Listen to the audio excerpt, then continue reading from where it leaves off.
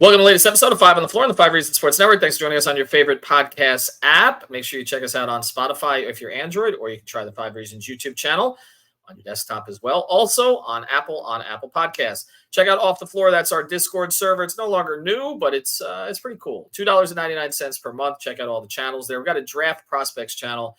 That's the one you're going to be wanting to tune into over the next month. And yes, we do have a trade machine or transaction channel too. So check it out, $2.99 per month. Why wait for people's tweets from the same 3 people every day? You know who they are. Just stir and bleep up.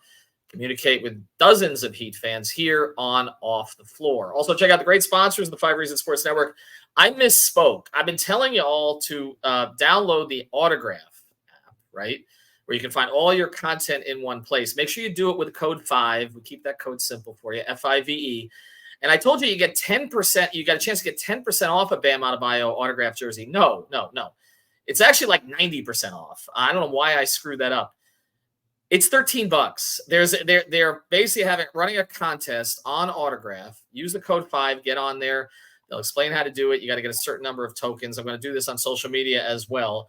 But basically it's 13. It's going to be $13 for this Bam jersey that is valued over $500.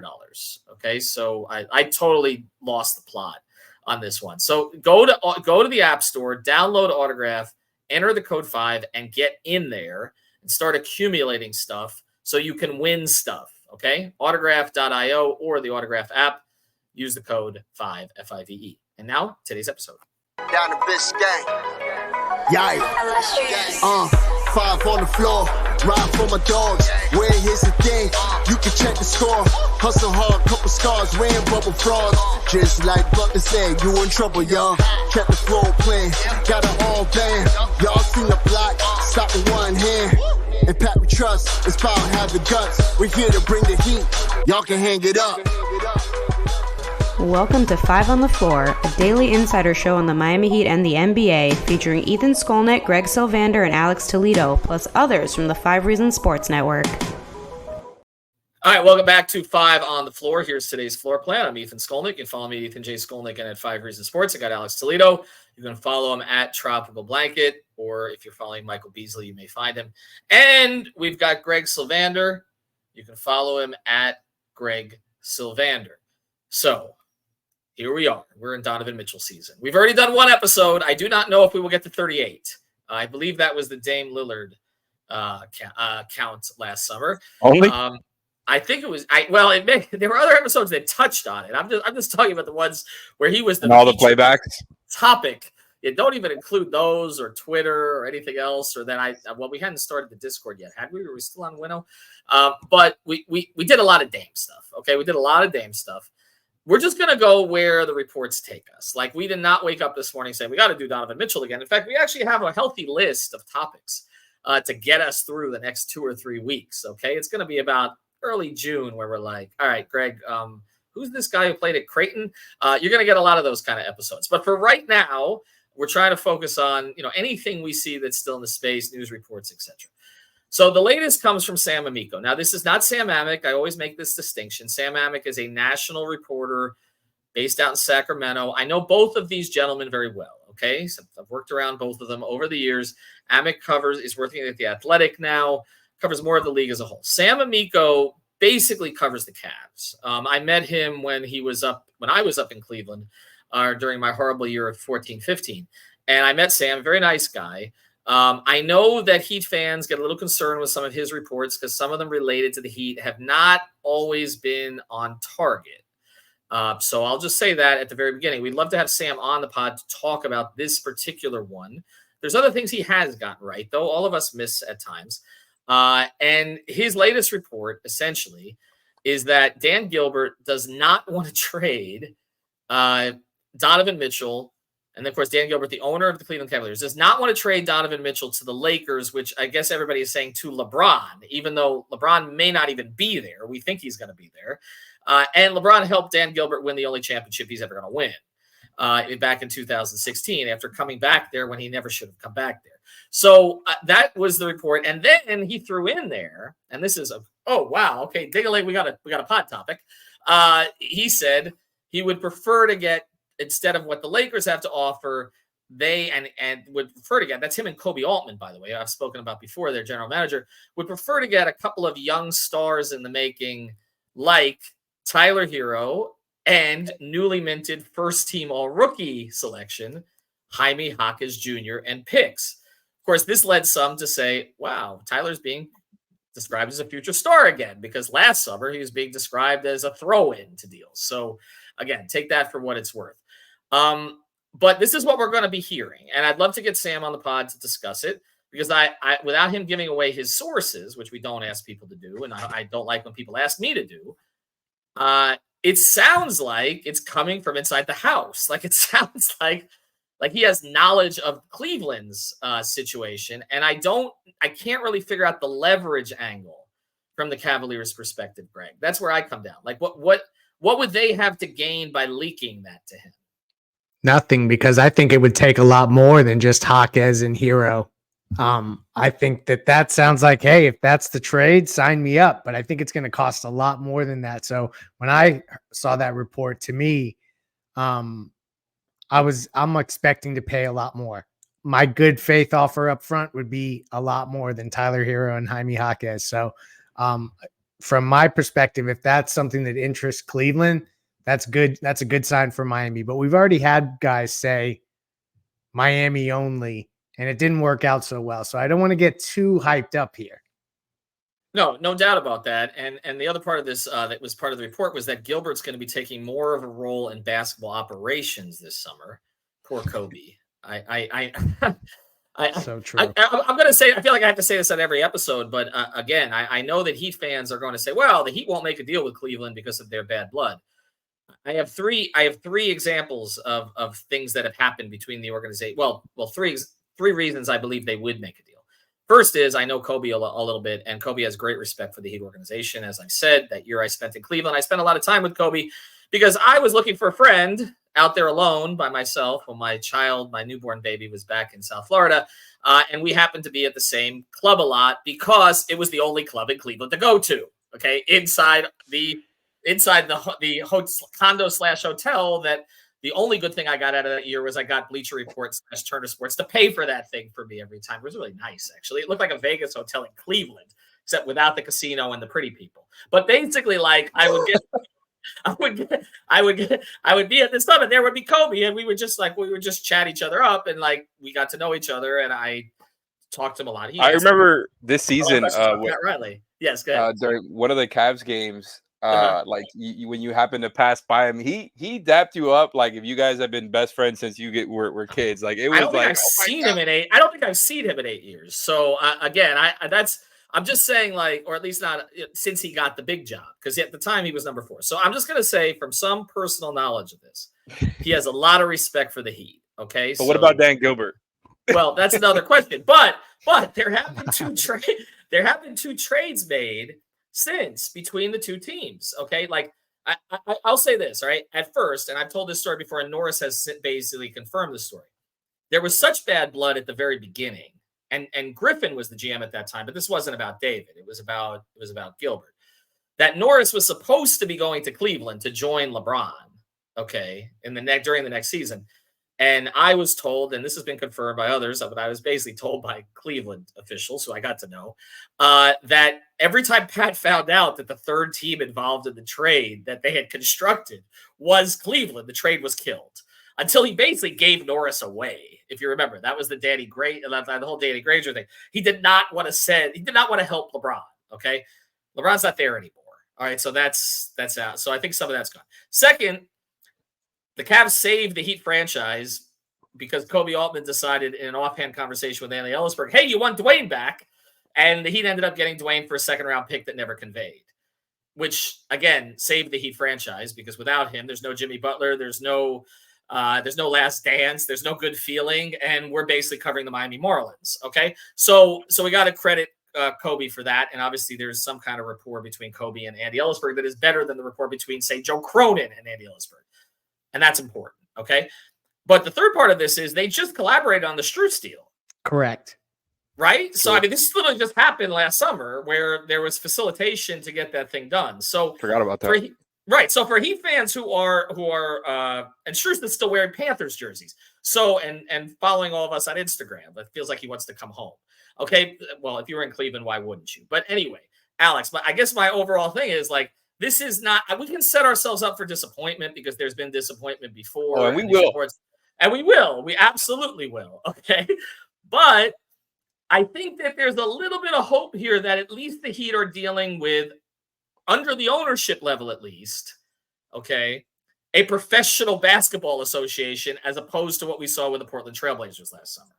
For sure. And I think it's a good point that you're making there. And like you giving the context, it definitely, like, I think from a starting point makes you feel better about it. That just like what they had to go through last time where a lot of like pettiness was involved. And, you know, it's hard.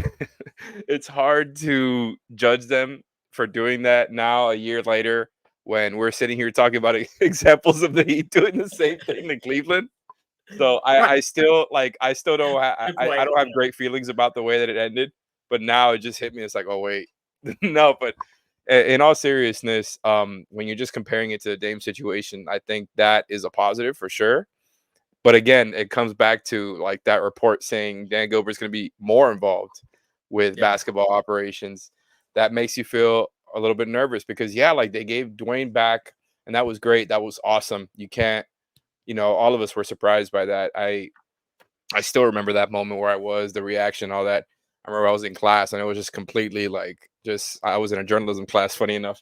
And I just completely stopped listening, and maybe that explains a lot, but no, I honestly, it's the Donovan Mitchell thing is just such a larger scale where it's like, they gave you Dwayne back when he was frankly older and just he wasn't the same player. It was just it didn't work out in Cleveland famously, and it wasn't that big of a deal for them.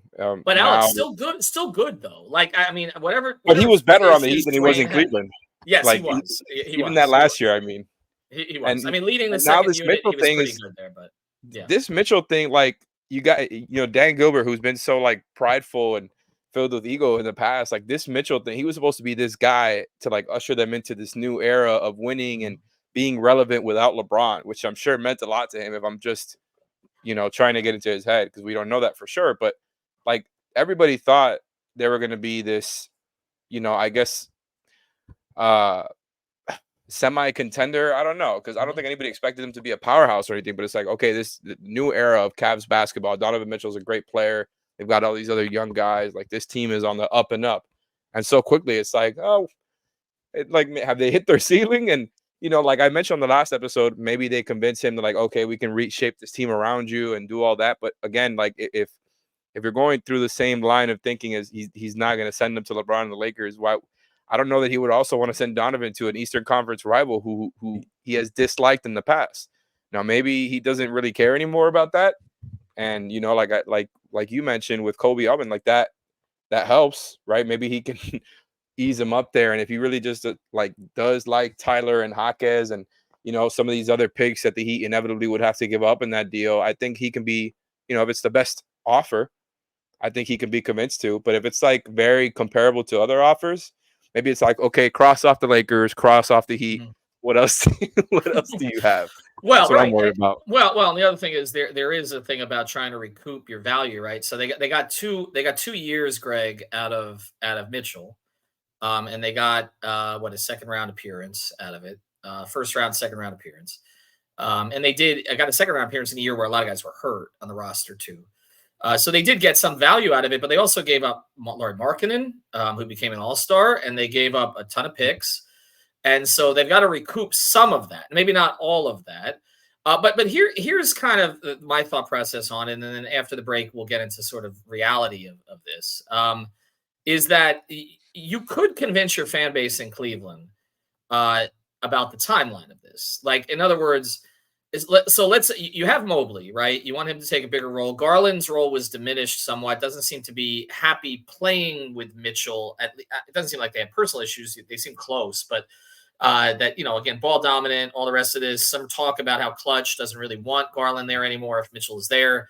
But with Garland, Mobley, Hero, Jaquez, and then even if you move Jarrett Allen for other pieces, and some picks that you recoup, you actually still have kind of a nice young team. Like it's not, I mean, you have Tyler is on Mobley's Tyler and Jaquez are about the same age as Mobley. Garland was in Heroes draft class. Now we can talk about fit with Garland and Tyler. That's another question here, but I don't know. You could talk. That's not going to be a bad team. I mean, it's not going to be, and Okoro too. I mean, that's not a bad. That's a pretty decent team. I think. That's why I think it's going to cost more. Okay. That plus, like, they could use the picks along with like some of the contracts they'd be getting, specifically Tyler, right, to make another move if they wanted to. But it's a good point. Like, it really lines up timeline wise, like, pretty neatly. I mean, it lines up better than some of these other teams we're going to talk about. So let's get to that after the break, because I'll go to Greg on that first on some of that stuff. Before we do, though, we want to mention a great sponsor of the 5 Reasons Sports Network, our friends over at Water Cleanup of Florida, Michael Robert and his team. If you have a leak, get it fixed before it gets worse. If it gets worse, then reach out to them so that they can do the damage assessment and fix it then. But either way, reach out to Water Cleanup of Florida. More than 75-star reviews on Google. They cover you every step of the way. Again, get in their preventative program based in Boca Raton, but they serve the entire Tri-County area all the way down to the Keys, actually. So make it 4 counties. Check it out. Again, that would be still 3 counties. My bad.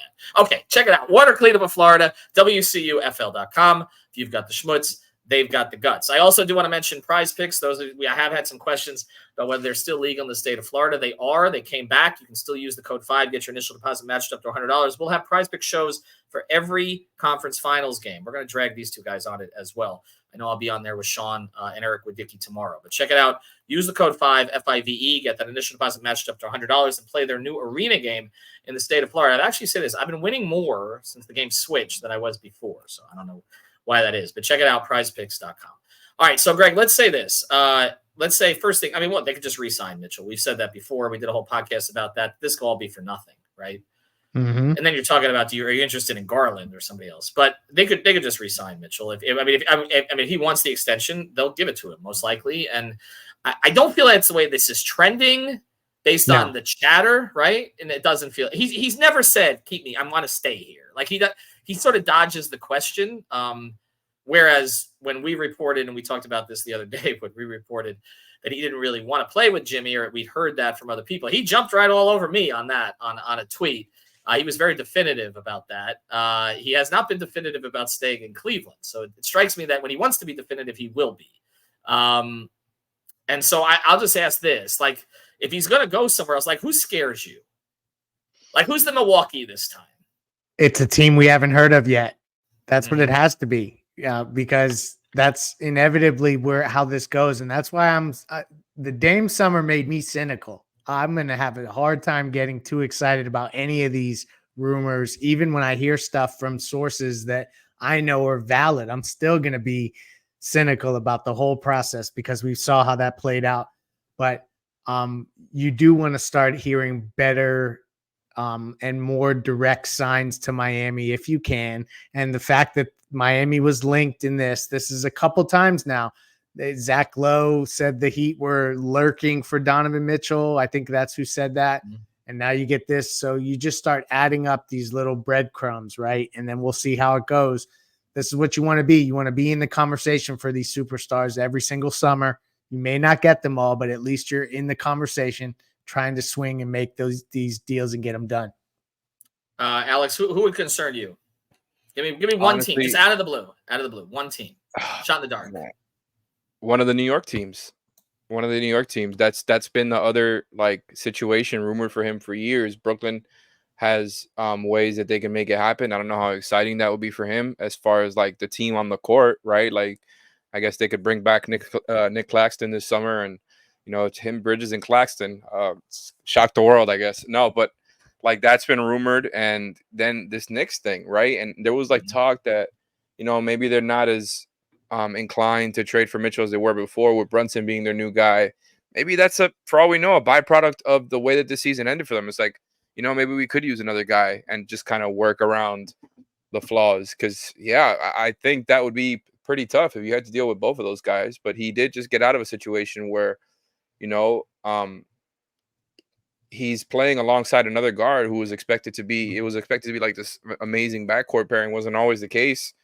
And Brunson is significantly better than Garland, not hating on him. So it's different. But You know, I don't know what his thinking is there, but for sure, like those teams they have the ability to do that. I would be worried about them first and foremost because of maybe his inclination to want to go back home.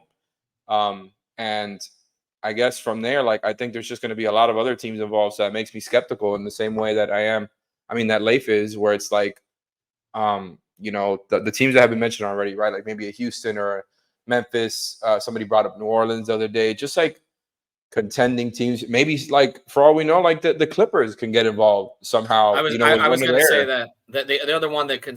I mean, Denver needs backcourt scoring.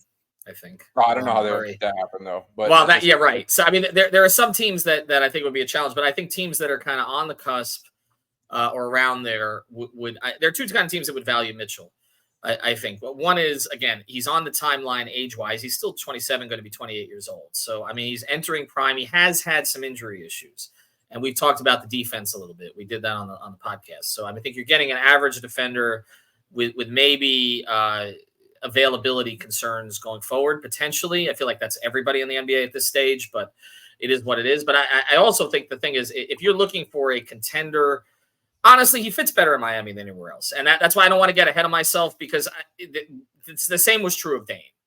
And it didn't end up happening. But he is exactly what they need, which is they need a guy to carry the scoring during the regular season, get Jimmy to the finish line, and he still can be a closer in the playoffs. Like that's kind of what you're looking for. It is what they sort of hope Tyler would grow into. At this stage, it doesn't look like that's the projection for Tyler, and so this is fast forwarding the whole process. If it's Jaquez and Hero and some picks, yes. Okay, I can't. I'm not going to make more arguments against that. You figure out the tax situation, the cap situation from there. We've talked about how hard it is to have three guys like that. They have to be the right three guys. So if that's the case, makes sense. Trae Young to me, Brandon Ingram, no. Okay, that's kind of where I'm at with it on that kind of stuff. But it's Mitchell. I can make the case for it. If you're keeping Jovic out of the deal, then yes, I'm making the deal, because your front court's set then. Like, I mean, literally, you have Bam, Jovic, and Butler. Like, your front court is set. Like, as Jovic improves, like that, with what Mitchell's going to provide to take pressure off Jimmy, you've made everything better. Now, question is, how does it work with Rozier? Also, I've mentioned, Rozier has killed Cleveland traditionally. Over the years, he's from that area. Maybe he goes back. Expand the deal. Maybe you expand the deal. Maybe Max comes back. I mean, there are things to look at here. Okay, maybe Duncan goes somewhere else. There's optionality with this deal, whereas it felt like with the Dame deal, it was either you're going to throw everything out there at him, or you're not going to be able to make a trade. And also, again, Dame had all those years left in his contract. Mitchell does not. We've talked about that on a previous pod. It does give Mitchell a little bit more leverage here if he's not planning on re-signing somewhere. So we're going to leave it there. Because we got 36 more of these podcasts to do. Get on Autograph. Use the code 5. Somebody please put out something about, I don't know, Kevin Durant tomorrow, so that one of those aggregation sites could post it out there so we have a topic. Thank you very much. Have a good day. Thank you for listening to the 5 on the Floor on the 5 Reasons Sports Network. After all, someone needs to listen to my dad.